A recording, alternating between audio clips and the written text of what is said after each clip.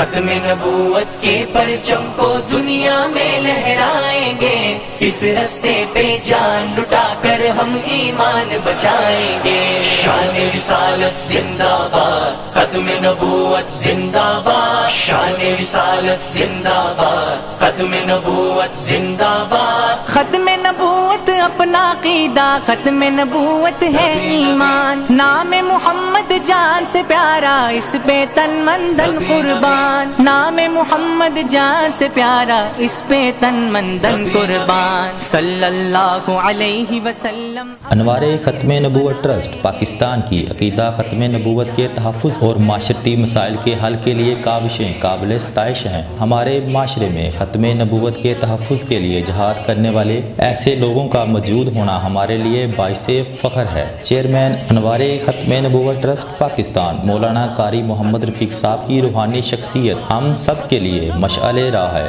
Chairman تاجران اتحاد Kent وائسی ممبر پیاف محمد ابو بکر کا انوار ختم نبوت ٹرسٹ پاکستان کے دورے کے موقع پر خیالات کا اظہار۔ آج ہم انوار ختم نبوت ٹرسٹ میں حاضر ہوئے تھے، حضرت صاحب سے ملے ہیں۔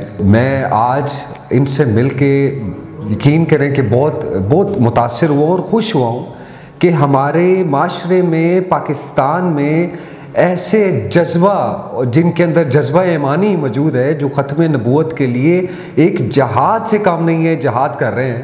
اللہ پاک انہیں استقامت دے۔ مجھے آج ان سے مل کے بہت خوشی ہوئی۔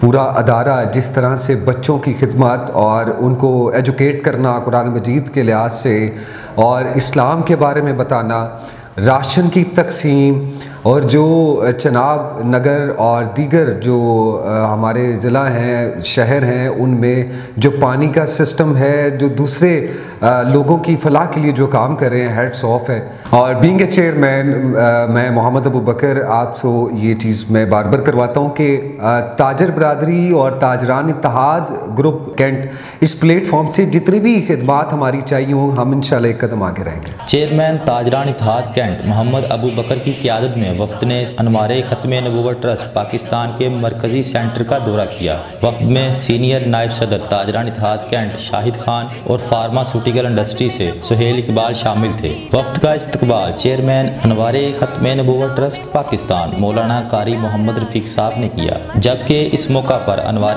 ختم نبوت ٹرسٹ کے شورا ممبران، جن میں قاری عتیق الرحمان، محمد اویس، ناصر محمود، پروفیسر عامر شہزاد بھی موجود تھے۔